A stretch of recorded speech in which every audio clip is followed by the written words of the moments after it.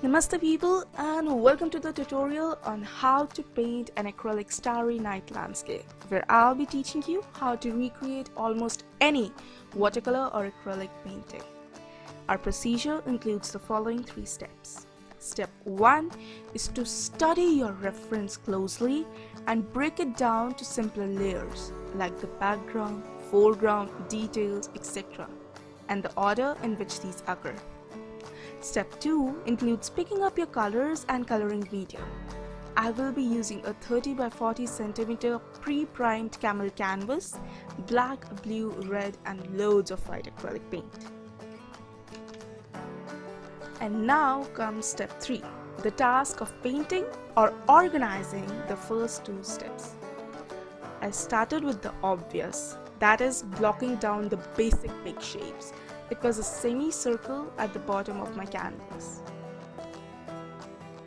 Then, by using a flat brush, some water and black paint, I put down the color that occupied most of the space.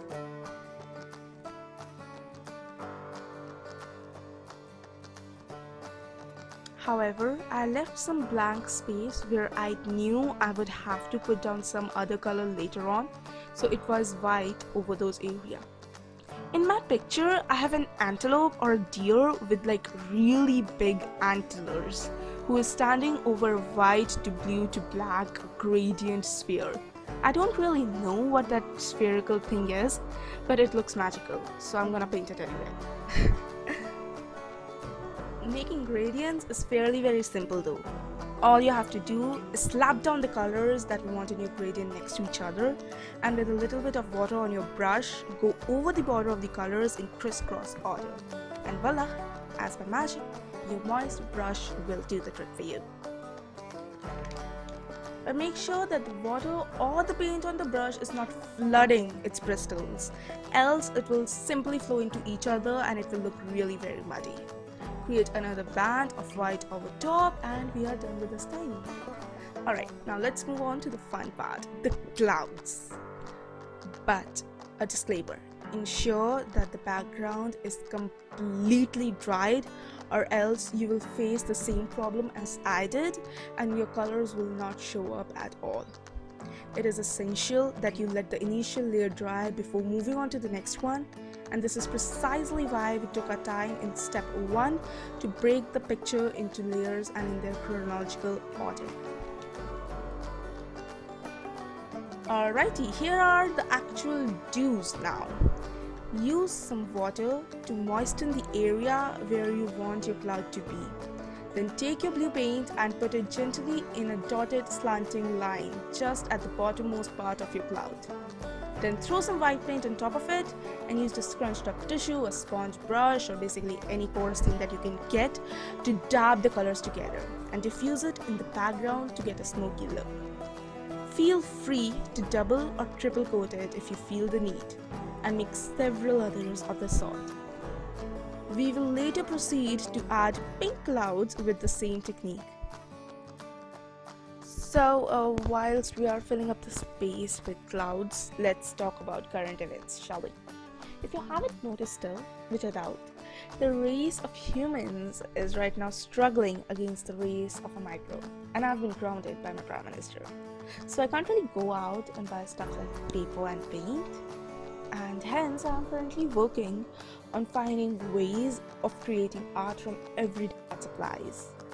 And I'm open to suggestions, so feel free to comment if you have any idea of using stuff that we already have at our homes to create another stuff that is more fun and like nice. You know what I mean? No? Okay, let's get back to drawing. Again, a great tip. Try to use a different brush for water and a different one for each individual color, because quite frankly, who's got the time to wash your brush and water after every damn dab? Right, it wastes a lot of paint, it wastes a lot of time and water. Also, adding layers of white would add that really bright pop and mystical touch to your clouds.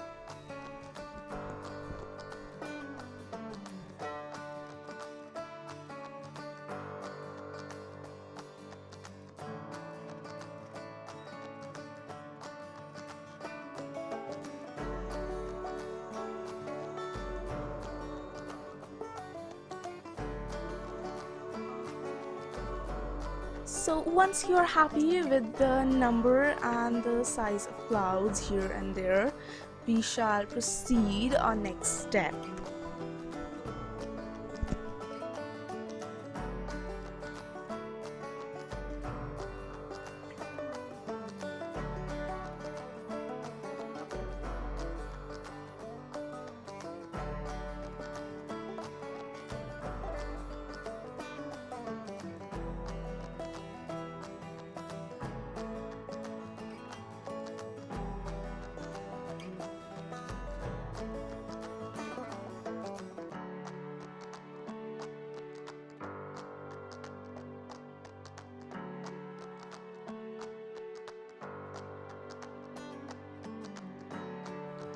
Add a pretty moon, crescent, full, whatever you feel like, and some stars by taking very little water and a lot of white paint, then sprinkling it all around by tapping it with your other hand, just like your kindergarten teacher taught ya. Draw your animal.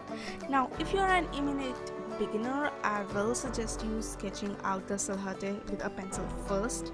I, however, for unknown reasons, went in straight with my paintbrush, messed up one of its legs, but it's okay, no one's injured, it's been fixed, and just like that, I draw its long antlers, and drum roll please.